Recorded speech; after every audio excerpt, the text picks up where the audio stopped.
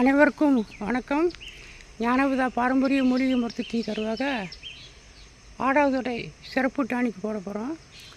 அதுக்குள்ளே மூலிகைன்னா ஆடாதொடை இதாக இருக்குது.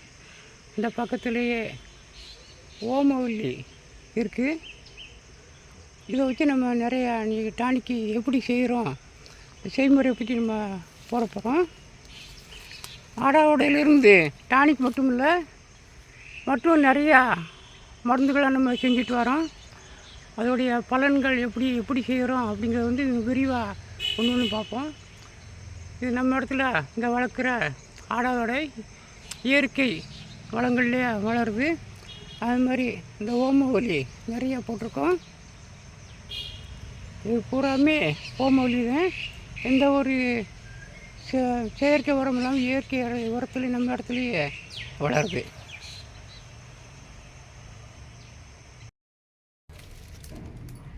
ஆடாதொடை டானிக்கு போடுறதுக்கு நம்ம ஏற்பாடு பண்ணிக்கிட்டு இருக்கோம். இந்த இப்போ அங்கே பிடின்ட்டு இருந்தது வந்து இதை மாதிரி அறுக்கணும். அதாவது மிக்சியில் போட்டு அடிக்கக்கூடாது, சாறு எடுக்கக்கூடாது. அப்படி அடித்தோம்னா அது வந்து ரொம்ப அதிகமாக கசப்புத்தன்மை இருக்கும். இப்படி பொடிசாக அறுத்து அதை வந்து நம்ம நெய்யில் போட்டு நெய் வதக்கணும். அது வதக்கும்போது அதே உங்களுக்கு காட்டுவோம்.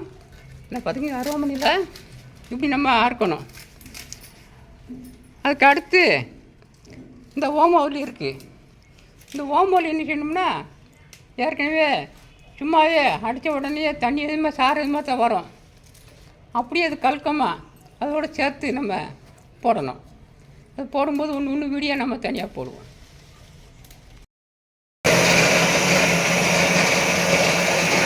ஓமவல்லி நம்ம அடிச்சு வச்சுக்கோம்.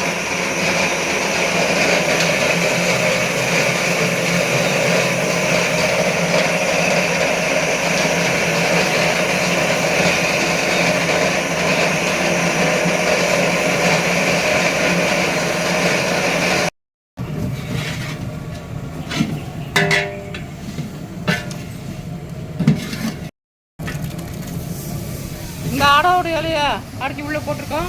அறுத்ததை அதோட ஓமவல்லி இலையும் இந்த போட்டிருக்கோம். இப்போ நம்ம அந்த கடத்தருக்கு போட்டிருக்கோம். அதாவது சுக்கு, மிளகு, திப்பிலி, அரத்தை, அதிமதுரம், ஏலக்காய், கிராம்பு. முதல்ல வந்து அந்த அறுத்த இலையை பசு நெய்யில் லேசாக வதக்கணும். அதுக்கு பின்னால் ஓமவல்லியும் போட்டு நல்லா வதக்கிடணும்.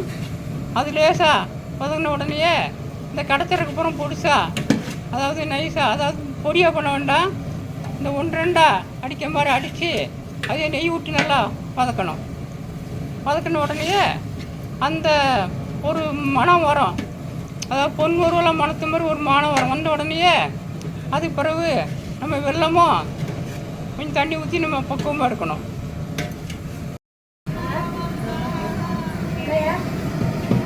அதுக்கு பிறகு நம்ம அந்த தண்ணியை ஊற்றி இந்த வெள்ளத்தை போட்டுக்கிட்டு இருக்கோம். வெள்ளத்தை உடச்சி போடணும். சுண்ணம் முழுசாக போட்டுலாம் தன்னாலே கரைஞ்சிரும். கரைஞ்ச உடனே நம்ம தேன் பதத்தில் நம்ம அதை எடுக்கணும்.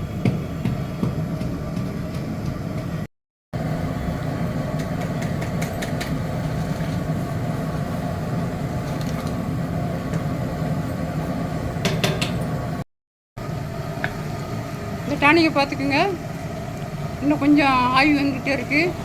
இந்த ஆவி வந்து நமக்கு தண்ணிச்சத்து, அது போக கொஞ்சம் தேன் பருவத்தில் இன்னும் வரணும்னு கொஞ்சம் கிட்டத்தட்ட ஒரு 80% முடிஞ்சிருச்சு. இன்னும் ஒரு 20% இருக்குது, முடியணும்.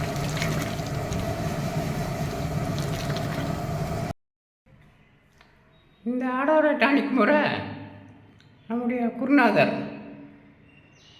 அவங்க பயன்படுத்திட்டு வந்த அனுபவத்தில் உள்ள முறை. இது வந்து பெரும்பாலும் பூக்குகளில் இராது. இது வந்து நம்ம மீட்டிங்லேயே செஞ்சு காட்டியிருக்கோம். இதோட இதுக்கு முன்னால் வந்து நம்ம ஓமவல்லி சேர்க்க மாட்டோம்.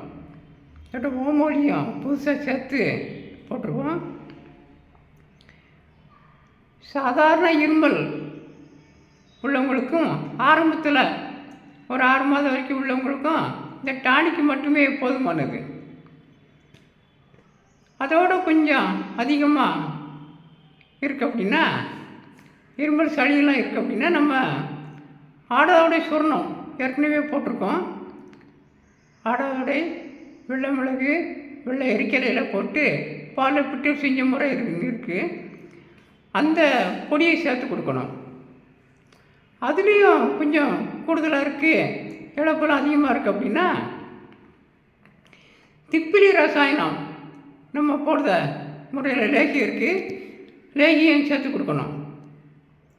இப்போ அதுலேயும் கிட்டத்தட்ட 6 வருஷம் 7 வருஷமாக இருந்து காச நோய் மாதிரி இருக்குது அப்படின்னா, கண்டிப்பாக பொன்னரிதாரம் போட்டது இருக்குது. பொன்னரி நம்ம முறைப்படி அப்துல்லா முறைப்படி சுற்றி பண்ணி நம்ம கெட்டி செந்தூரமாக வச்சது இருக்கும். அதாவது பொன்னரிதார செந்தூரம். அந்த செந்தூரமும் சேர்த்து கொடுக்கும்போது காசநோய் முதற்கொண்டு அத்தனையும் சரியாயிடும். அதனால் அந்த வயசுக்கு தகுந்த மாதிரி அவங்களுடைய உடல்நிலையை அனுசரித்து நம்ம பார்த்து கொடுத்தோம்னா கொடுக்கலாம். ஆனால் நான் சொன்ன மாதிரி ஆரம்பத்தில் உள்ளவங்களுக்கு இந்த டானிக் மட்டுமே போதுமானது. அதனால் நம்முடைய சேனலை பார்த்து வாங்க. உங்களுக்கு செய்முறை விளக்கத்தோடு நிறையா போட்டுகிட்டே இருக்கோம். இன்னும் நிறைய வீடியோ போடுவோம். நன்றி, வணக்கம்.